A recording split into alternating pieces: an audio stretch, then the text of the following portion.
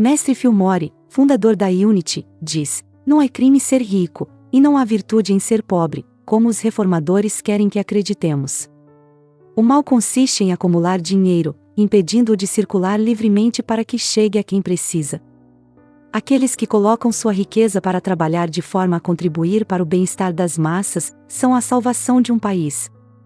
Se todos tivessem o que chamamos de consciência da pobreza, a miséria seria geral como é na Índia e na China.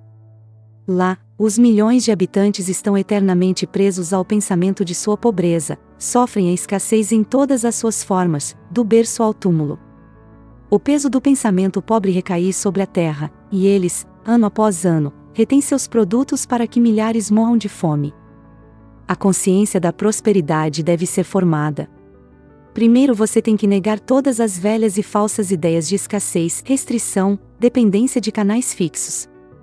A ideia de que algo é muito caro vem do estado da nossa bolsa. Comparamos o custo com o valor que temos e instantaneamente decidimos se podemos adquirir ou não. Se temos pouco, o objeto nos parece caro. Se nossos ativos são grandes, não damos importância ao custo e o adquirimos. O objetivo não é que seja caro, mas que a consciência seja pobre. Você pode estar pensando que, no entanto, há coisas pelas quais os comerciantes pedem demais. Mas repito que se você tivesse muitos milhões para jogar fora, nem lhe ocorreria pensar se o comerciante está pedindo demais ou não. Portanto, não é a escassez, mas o estado de sua bolsa, e isso depende do estado de sua consciência. Desde criança, talvez você tenha ouvido em sua casa o assunto dinheiro, custo e o que poderia ou não ser feito. Adquirir. Com poucos podem se gabar de que quando eram pequenos pediram algo para comprar para eles e que seus pais não responderam: hoje não é possível porque não há dinheiro. Esse "não há dinheiro" assumiu imediatamente o caráter do monstro que tudo nega, que tudo interrompe, que tudo estraga, aquele ogro que se delicia em nos ver privados e suspirando, até que acabamos curvando nossas cabeças resignados à fatalidade. Com poucos podem dizer que seus pais responderam: vamos pensar que Papai Deus quer nos dar e que está apenas esperando um momento de nos surpreender. E este é o pensamento que eu quero que você aprenda de cor hoje e repita mentalmente, ou em voz alta, toda vez que você tiver um desejo ou uma necessidade, e você se encontrar comparando o que você tem em sua carteira com o custo do que eles estão querendo. Vamos pensar que Deus quer nos dar e que só está esperando o momento para nos dar a surpresa, para formar gradualmente a consciência da prosperidade. Você já sabe que a verdade é que no Espírito tudo já está dado, concedido e esperando por nós para reivindicá-lo, e é por isso que ensinamos a dar graças antes que apareça. Mas essa ideia insiste em fugir. O subconsciente não tem discernimento. Para ele, sua palavra é lei. O que ele ouve você dizer, o que ele vê em seus pensamentos, a imagem que você imagina, são ordens que ele se esforça para cumprir o mais rápido possível. A única coisa que o abala é a voz do eu superior. As altas vibrações da verdade desmoronam o petrificado, cristalizados dizemos, no subconsciente, e que seriam necessários anos de psicanálise para descobri-los. E, no entanto, o psicanalista lhe dirá que se você não substituir o prego que acabou de puxar por alguma coisa, você recairá no mesmo mal. É por isso que a metafísica primeiro nega o mal, depois afirma a verdade para substituir o que está sendo apagado, pelo mais alto e mais poderoso, a verdade, que nunca deverá ser apagada. A afirmação simples e infantil que lhe dei para aprender de cor contém uma tripla intenção. A primeira é que você forma gradualmente a ideia de que tudo vem de Deus, ou seja, da substância divina, e essas ideias são gradualmente removidas dos canais fixos. Seus canais fixos são o salário que você recebe ou a organização onde você trabalha, e se você não precisa trabalhar, seus canais fixos são o negócio do seu pai ou do seu cônjuge, ou as fazendas que produzem sua renda, enfim, seja o que for que lhe fornece a soma de dinheiro com a qual você faz suas despesas. E toda a raça está acostumada a pensar que, se isso falhar, traria a ruína. Poucos percebem que os canais de prosperidade e abundância são infinitos porque pertencem a Deus e são Deus. Eles ignoram o que você já sabe, que toda necessidade já vem equipada com o material necessário para preenchê-la, ou seja, como dizem na metafísica, oferta e demanda são uma coisa só. Na Terra são duas coisas opostas. Na verdade, eles são uma e a mesma coisa.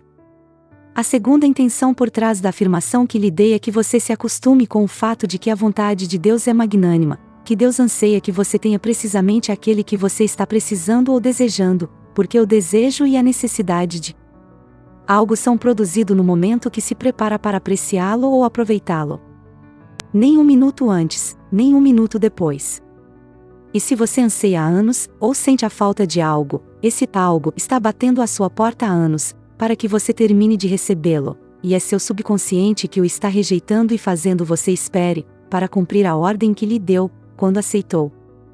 A ideia de que lhe seria impossível cumprir o seu desejo, ou porque você considerou muito caro, proibitivo ou demasiado difícil. A Bíblia explica isso da seguinte maneira, e eu tenho repetido muitas vezes: toda a terra onde você põe a planta do seu pé eu te dei como herança. Os pés são símbolos de compreensão, e terra é um símbolo de manifestação. Em outras palavras, a tradução da frase maravilhosa é: eu já te dei todas as manifestações que você pode conceber. A herança é o que ninguém pode tirar de nós. É nosso por direito. A terceira intenção que carrega a afirmação que lhe dei está na frase: e ele só está esperando o momento de nos surpreender. Os alunos muitas vezes descobrem que não obtêm uma prova tão rapidamente quanto eles. Esperado, eles vêm reclamar comigo. Quase me culpam por não cumprir, como se eu lhes tivesse prometido algo que não lhes dei. Esta é uma atitude infantil. É um resquício de má paternidade que permaneceu de quando eram crianças na casa de seus pais, e prova que eram crianças mimadas que nunca tiveram seu menor capricho negado. A demonstração está sempre pronta e pronta para uso. Ele está apenas esperando o momento certo. São inúmeras as razões que impedem a saída ou que destroem o momento oportuno, e a manifestação tem que esperar por outro momento oportuno. Um dos motivos mais comuns e atuais é a inconsistência, ou falta de firmeza, uma vez que o tratamento foi pensado, invocado, reivindicado e feito. Ou o aluno tem dúvidas, ou ceder à tentação de sair e falar sobre isso, ou expressa com suas palavras conceitos que negam a verdade que declara no tratamento. Tudo isso é muito natural. Não fique impaciente consigo mesmo ou com o atraso da manifestação. Não somos perfeitos e estamos aprendendo a ser. O subconsciente não tem culpa de estar sobrecarregado e achatado por velhas ideias e hábitos. Outro defeito muito comum é achar que é preciso repetir o tratamento para que ele seja feito. Isso equivale a abrir continuamente o forno para dar uma volta com a colher a um bolo que está assando. Um tratamento é feito apenas uma vez, da melhor forma possível. A verdade é vista e declara. Agradecimentos são dados, e o cumprimento é deixado para Deus. Quando nos vem à mente o pensamento do que estamos precisando e que ainda não foi feito, fazemos o que Amy Fox chamou de dar tratamento ao tratamento, ou seja, dizemos: já fiz o tratamento e não tenho para ficar angústia ou preocupação. Obrigado, Pai. Você pode agradecer infinitamente o quanto quiser. Isso reafirma a demonstração, e é regozijante. Alegrai-vos e dai graças a Deus em tudo. Quando você dá um presente surpresa a alguém, ou quando ele te surpreende, é uma surpresa. Mesmo quando você está querendo algo e alguém lhe dá, isso te surpreende e te faz feliz. A frase de o tratamento te faz esperar a surpresa que Deus vai te mandar, no momento em que você menos espera, e essa expectativa entusiástica é a fé que move montanhas. Não confunda com esperança. A esperança é uma pobre irmã da fé, diz Amy Fox. A esperança é angústia misturada com dúvida, fé é expectativa alegre. Duas coisas muito diferentes. Como é diferente dizer, tenho esperança, e tenho fé.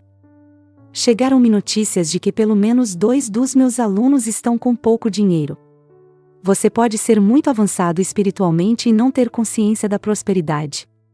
Assim como você pode ter uma grande consciência de prosperidade e não ser nada espiritual. É que ele desenvolveu um aspecto da vida, e não tocou no outro. Quando você está manifestando falta de abundância, você precisa trabalhar nesse aspecto. Você tem que meditar muito sobre a abundância. Como eu disse a um de meus discípulos esses dias, onde o homem não se esfrega contra seu pensamento de escassez, a abundância se manifesta em termos de desperdício.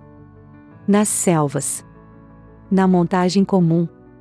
Se não vivemos cortando a grama do jardim, ela se acumula para cobrir a casa, e é porque passamos nosso tempo pensando justamente que temos que viver cortando. Nas selvas não há quem pense que daqui nada cresce. Não há quem jogue veneno para matá-lo. Não há quem pense que verão corajoso. As plantas vão secar todas. E não. Vai chover? Mestre Fillmore continua dizendo: o pensamento ansioso deve ser eliminado, e o perfeito abandono da natureza deve ser adotado, e quando a essa atitude se soma a percepção de que se possui recursos ilimitados, a lei divina da prosperidade. Para alcançar esta atitude de abandono de todas as preocupações, deve-se meditar na abundância divina, manifestada. Examine-se para ver onde você está inconscientemente retendo a prosperidade e a abundância. Devemos afirmar, contra todas as evidências, que somos filhos, herdeiros de tudo o que o Pai possui, e que Ele não apenas deseja nos ver manifestas riquezas e satisfações, mas todas as a humanidade nos deseja o mesmo.